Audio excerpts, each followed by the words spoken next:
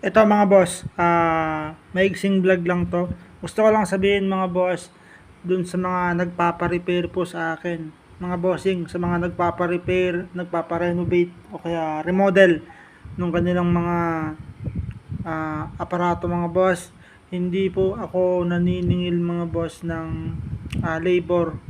As in, pag nagpa-repair kayo sa akin, walang bayad yun mga boss.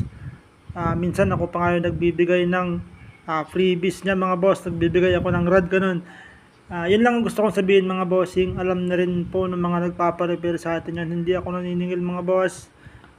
Ang talagang sinisingil ko lang o kaya hindi naman sinisingil, binibili nila yung mga materyales na gagamitin mga boss. Halimbawa, papa-repair si boss, tapos kailangan niyang lagyan ng condenser.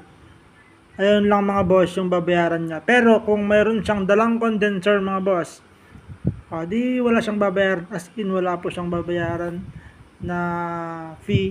Ganon. Basta magdala siya ng mga materyales niya, ikakabit ko lang, i-remodel ko.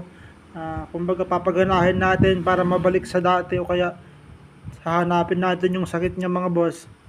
Wala pong bayad yun mga boss. Basta pa-repair, wala pong bayad sa akin. Depende na lang sa mga materyales na ikakabit. So yun lang mga boss. God bless.